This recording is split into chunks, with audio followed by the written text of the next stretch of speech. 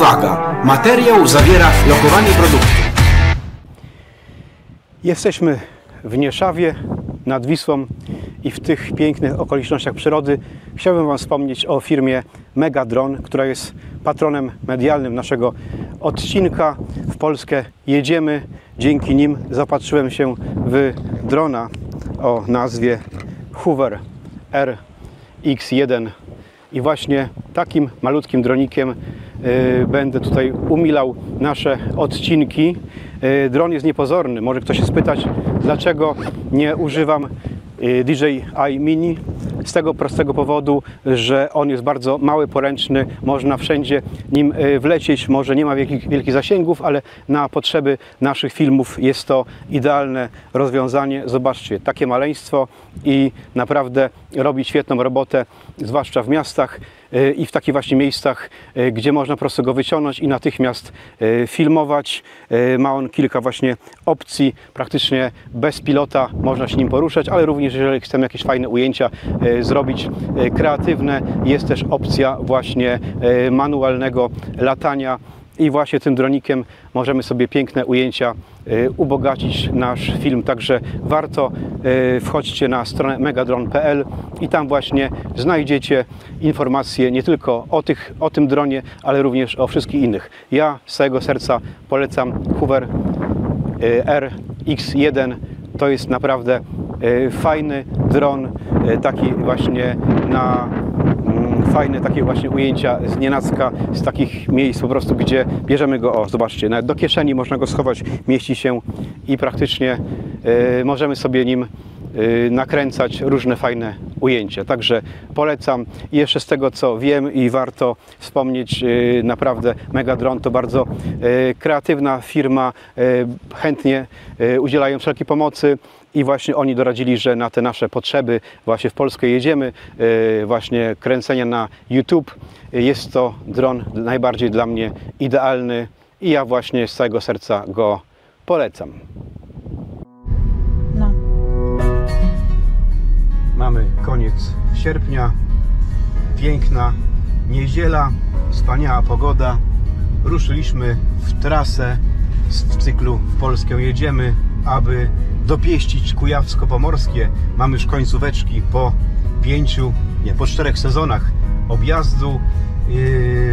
Teraz właśnie jedziemy nad piękne, błękitne jeziorko. Chyba tak to się nazywa, jeżeli nie przekręciłem nazwy, w okolicach Suchatówki. To jest taka mała miejscowość, wioska na trasie między Gniewkowem a Toruniem.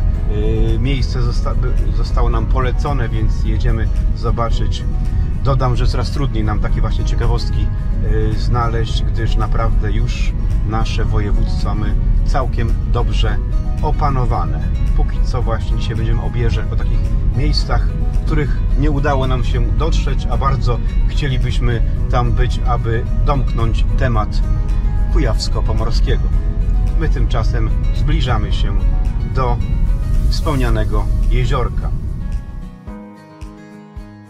Zatrzymujemy auto przy patronowanym przez Nadleśnictwo Gniewkowo rekreacyjnym leśnym punkcie z kilkoma wiatami oraz miejscem na ognisko. Tu, na informacyjnych planszach, dowiadujemy się o ciekawostkach związanych z lasami Puszczy Bydgoskiej, którego częścią jest owe miejsce. Kierujemy się w stronę wspomnianej atrakcji, jaką jest, nie jak mylnie wspomniałem wcześniej, Jezioro Błękitne, lecz Jezioro Nowe. Nazwa akwenu jest dość trywialna i zarazem logiczna do rozszyfrowania. Jezioro powstało bowiem w drugiej połowie XVIII wieku, za czasów Fryderyka Wielkiego, po przekopaniu położonego w kierunku zachodnim koło wsi Zajezierze kanału z niedalekiego Jeziora Starego, kierując wody na piaszczystą kotlinę między Wydmową. Z uwagi na urokliwe położenie w kompleksie leśnym, jezioro posiada walory krajobrazowe. Akwen znajduje się na terenie obszaru chronionego krajobrazu Wydm Kotliny Toruńsko-Bydgoskiej. W 2008 roku Nadleśnictwo Gniewkowo urządziło w jego otoczeniu wspomniany punkt turystyczny. Planowane jest również uszczelnienie dna akwenu w celu ograniczenia ubytku wody oraz budowa wokół jeziora trasy spacerowej. Na razie możemy zatem zadowolić się jedynie częściowym obejściem wspomnianego malowniczego akwenu. Jezioro posiada powierzchnię około 26 hektarów i objętość wody 293 tysiące m3. Charakteryzuje się znacznymi zmianami poziomu wody w zależności od pory roku i okresów posusznych, co nadaje mu cechy jeziora okresowego. Maksymalna głębokość jeziora wynosi 4 metry, a średnia 1,70 m. Na wiosnę jest w nim na tyle dużo wody, że wypływa ona kanałem w kierunku dużego zbiornika przeciwpożarowego, a dalej do Zielonej Strugi. Latem kanał wysycha, a woda znika ze znacznej części jeziora, gdyż dno akwenu tworzą przepuszczalne warstwy, które nie są w stanie zatrzymać wody. Bywa jednak, że w latach wilgotnych nadmiar wód powierzchniowych przekracza możliwości retencyjne jeziora Starego i Nowego, powodując okresowe zalania. Z racji dużych wahań poziomu wody, a także sporego zamulenia dna, akwen nie nadaje się do wykorzystania na cele turystyczne i rekreacyjne. Chętnie użytkowany jest natomiast przez wędkarzy. Spokojnie z jego uroków mogą też korzystać miłośnicy opalania oraz aktywności pieszej, konnej, a także rowerowej. W chwili obecnej jeziorko znajduje się w stadium zaawansowanej eutrofizacji, objawiającej się postępującymi procesami wypłycania i zarastania misy jeziornej. Jego brzegi są najczęściej niskie, miejscami podmokłe. Jezioro otoczone jest terenami leśnymi. Charakteryzuje się występowaniem rozległych pól wydm śródlądowych porośniętych borem sosnowym z domieszkami gatunków liściastych dębu, brzozy, grabu i klonu. W podszycie występują masowo jałowce pospolite i jarzębiny. W runie rosną mchy i porosty, trawy piaskowe, wrzosy oraz borówki. Kompleks wydm liczy około 2000 km² powierzchni i stanowi jeden z większych tego typu obszarów w kraju. Rozpościerające się w tym regionie kompleksy leśne należały do połowy XIV wieku do książąt kujawskich, a następnie do królów polskich. Były to tak zwane bydgoskie bory królewskie. Jezioro Nowe, mimo swego generalnie stosunkowo niedawnego powstania, na trwałe wpisało się w krajobraz Niziny Gniewkowskiej, stając się jej integralnym, malowniczym elementem, wartym odwiedzin oraz spaceru w owych urokliwych kujawskich okolicznościach przyrody.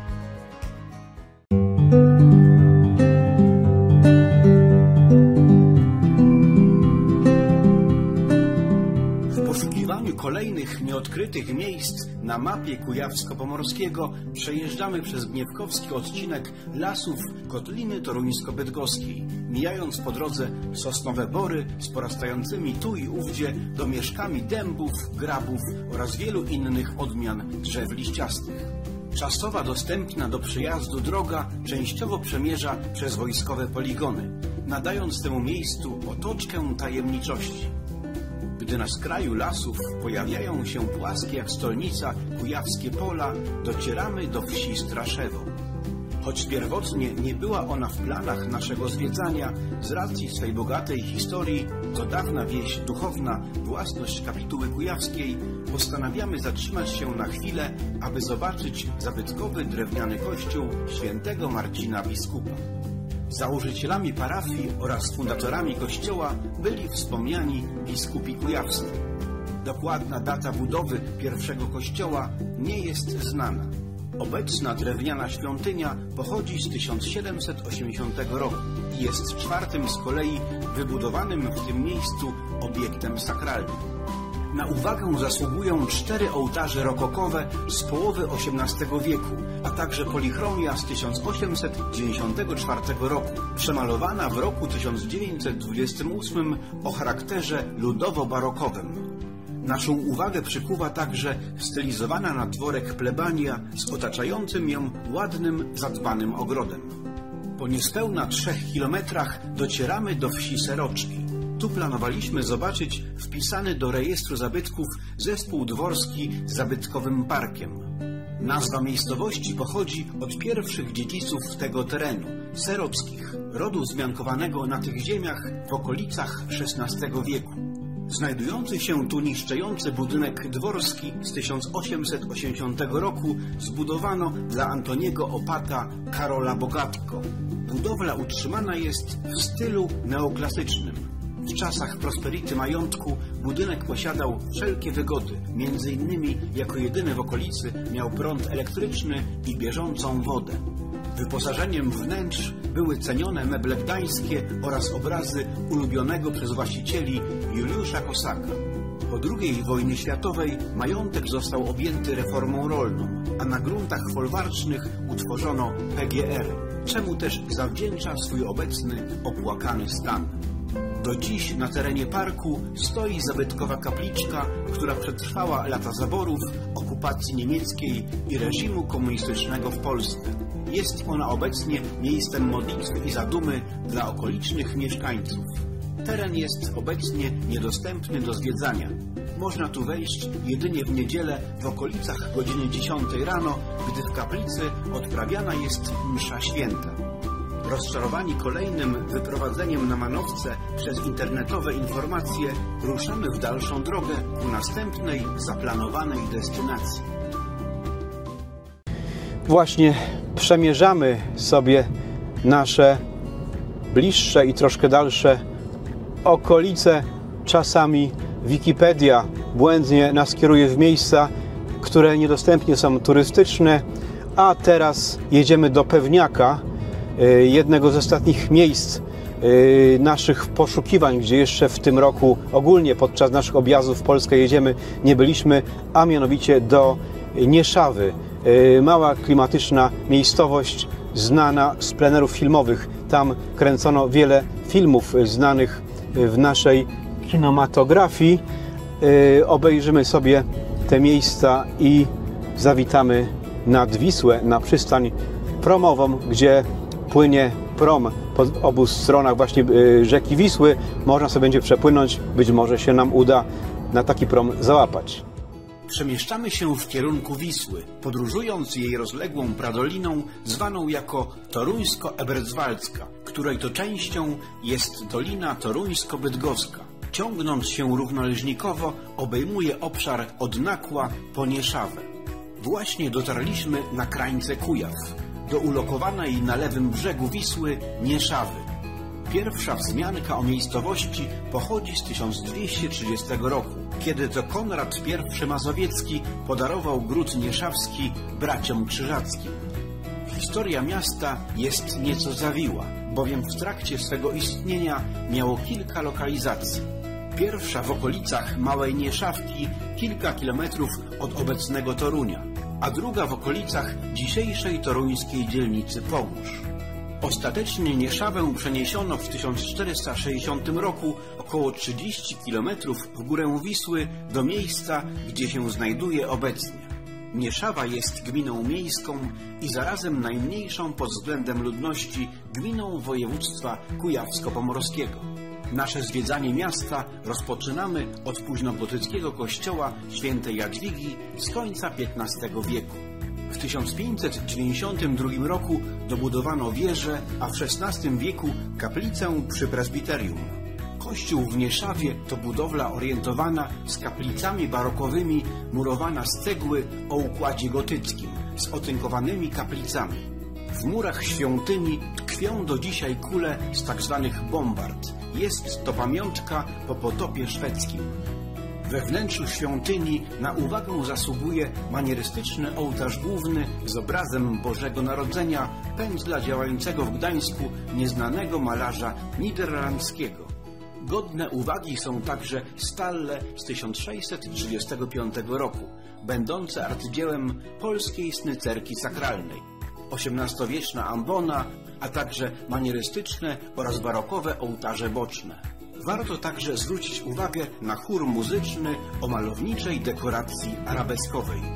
Na terenie przylegającym do kościoła widzimy z kolei dwujęzyczny obelisk ku pamięci tutejszej parafianki, bohaterki Szarych Szeregów, Henryki Wojdyło.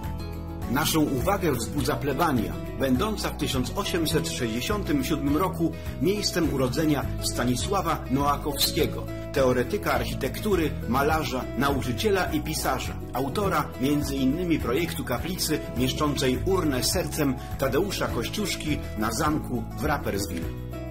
Jesteśmy na Nieszawskim Nabrzeżu. Miasto słynie z przeprawy promowej przez Wisłę łączącej Kujawy z ziemią dobrzyńską. Od wieków przeprawa łączyła jedną z głównych tutejszych arterii drogowych. Był to stary trakt z Radziejowa przez Osięciny, wiodący przez Wisłę na wysokości Przypustu w pobliżu Nieszawy, łączący się przez przystań z drogą do Lipna. Przez wieki przeprawa przez Wisłę prowadzona była za pomocą różnej wielkości drewnianych promów lub zwykłych łodzi. W 1933 roku władze miasta zakupiły metalowy prom transportowy oraz łódź motorową. Przy pomocy tego sprzętu uruchomiono po raz pierwszy przewóz motorowy.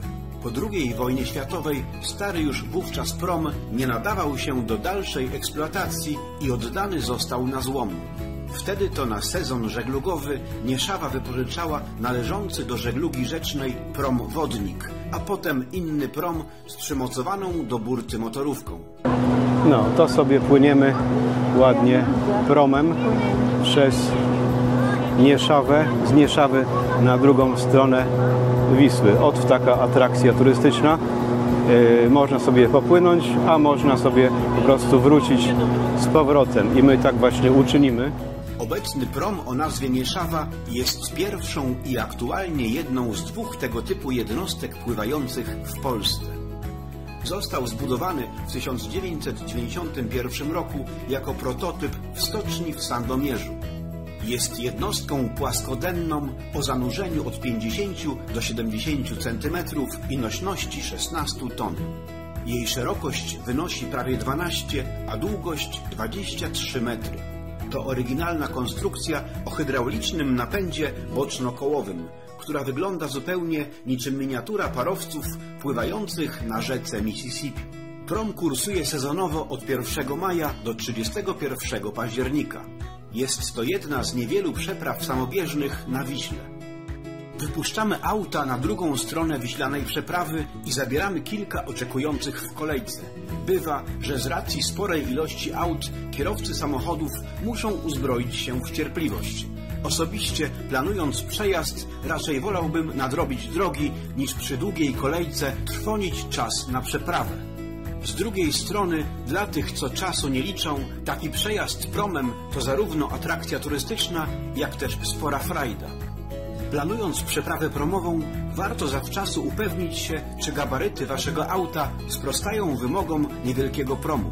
Widziałem, że na przykład auta z przyczepą kempingową, bądź też pojazdy o niskim zawieszeniu były cofane. Teraz sobie płyniemy na drugą stronę do Nieszawy, skąd rozpoczęliśmy nasz mini rejs. Kapitan musi łachę opłynąć, żeby wejść na głębie. Ważne dla zawiadującego jednostką jest znajomość topografii rzeki. Bywa, że Wisła potrafi być kapryśna, co rusz zmieniając swój nurt, nanosząc w różne miejsca spore łachy piasku. Zdarza się, że przy niskim stanie wody prom może wpaść na mieliznę. Kończymy naszą przeprawę i po dobiciu do brzegu koncentrujemy swą uwagę na pięknych okolicznościach przyrody. Uroki Nieszawy urzekły polskich filmowców, którzy właśnie w jej przestrzeni umieścili akcje swoich filmów. Filmowy Trzebiatów z komedii Wiosna, panie sierżancie niemal w całości odegrała Nieszawa. Także w innych filmach nieszawska architektura bądź tutejsze plenery były tłem takich filmowych opowieści jak Ballada o Piotrowskim, Wszystko płynie, Niedoczas, Ekscentrycy, czyli po słonecznej stronie ulicy, Wesele, czy też Lipowo, Zmowa milczenia. Sprzyjają temu zarówno urokliwe nadwiślańskie plenery, jak też ciekawy układ urbanistyczny i przestrzenny miasta. Plan ten regulowany był w latach 1822-1850 według projektu geometry Stanisława Zawiszy i z tego czasu pochodzi większość zabudowy miejskiej. Do największych zabytków Nieszawy należy zespół klasztoru franciszkanów z kościołem Znalezienia Krzyża Świętego. Świątynia została wzniesiona w latach 1611-1635. W 1921 roku przebywał tu Maksymilian Maria Kolbe, późniejszy męczennik i święty. Natomiast w latach 1958-61 franciszkanin Andrzej Klimuszko, zielarz i jasnowic. Zadbany przyklasztorny zieleniec zachęca do wypoczynku i kontemplacji. Okryta zieloną gęstwiną figura Najświętszej Panienki zdaje się czuwać nad klasztorem oraz miastem. My tymczasem spacerujemy ulicą Kościuszki, gdzie możemy podziwiać starą miejską zabudowę. Wśród kamienic odkrywamy dom rodzinny Heliodora Laskowskiego, inżyniera artylerii morskiej, szefa uzbrojenia marynarki wojennej w latach 1930-36, konstruktora działa dalekiego zasięgu. Ulicą Sienkiewicza dochodzimy z kolei do budynku Straży Pożarnej. Im bliżej tutejszego rynku, tym częściej odkrywamy stare, drewniane domostwa. Dochodzimy nad rewitalizowany właśnie, wybudowany na planie prostokąta Nieszawski Rynek, zwany tutaj Placem Kazimierza Jagiellończyka. Charakteryzuje się niezbyt wysoką, kameralną zabudową. Parterowe oraz jednopiętrowe kamienice pochodzą głównie z XIX wieku. W jego wschodniej pierzei mieści się z kolei klasycystyczny ratusz z 1821 roku. Pierwotnie stanowił kamienicę mieszczańską, powiększoną w wyniku przebudowy. Drewniana zabudowa rynku stanowiła z kolei scenografię kręconego tu jakiś czas temu filmu Wesele w reżyserii Wojciecha Smarzowskiego. Bywa zatem, że w trakcie spaceru po mieście niezaznajomiony z miejskimi realiami przybysz będzie miał problemy z rozróżnieniem prawdy od fikcji. Najprawdziwszy w świecie jest z kolei dom przy ulicy Mickiewicza 6, w którym mieszkał wspomniany już Stanisław Noakowski, obecnie stanowiący poświęcone jemu muzeum. W jego pobliżu napotykamy na pamiątkowy kamień poświęcony wizycie w mieście Fryderyka Chopina. Zgodnie z notatką kompozytora w Kurierze Szafarskim, Nieszawa miała być podobno jedynym miejscem na Kujawach odwiedzanym przez tego wybitnego kompozytora. Odpoczywamy chwilę w parku dedykowanym honorowemu obywatelowi miasta Janowi Pawłowi II i wykorzystując ciągle jeszcze dość długi sierpniowy dzień, ruszamy w dalszą drogę. Naszym celem jest wzmiankowana przez mapy Google, oddalona od Nieszawy 14 km na południe, plaża nad Wisłą. Jedziemy w niepewności, zastanawiając się, czy aby Google Maps znowu nie wyprowadzą nas na manowce. Zjazd w polną drogę ukazuje nam majaczący na horyzoncie zarys rzeki. Choć z zarośniętej plaży, co prawda, pozostało tylko wspomnienie, postanawiamy pozostać tu czas jakiś na późno popołudniowy piknik. W ciszy i spokoju oddajemy się zatem kontemplacji tego niezwykle urokliwego pod względem widokowym miejsca. Matka polskich rzek potrafi zatem zaskoczyć owymi niespotykanymi okolicznościami przyrody. Zatem chwilotrwaj. Miejsce to cechuje się charakterystyczną dla dużych rzek naturalną roślinnością brzegową. Od zarośli pobudowane przez wierzby, topole oraz jesiony lasy łęgowe. Ekosystemy te pod względem bogactwa gatunkowego, flory i fauny oraz złożonej struktury uznawane są za unikatowe. W miejscu tym kończymy nasz objazd, delektując się zachodzącym słońcem kończącego się niebawem dnia. Pora zatem powoli wracać do domu.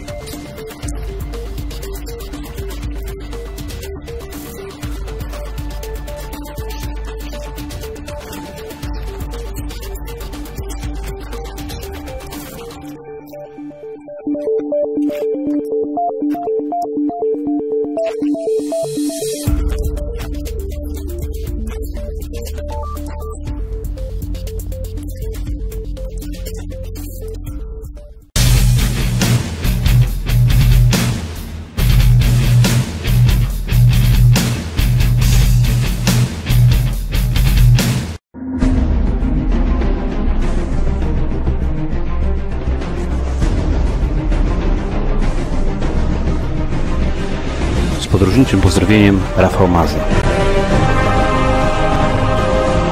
All rights reserved by Travel Bank.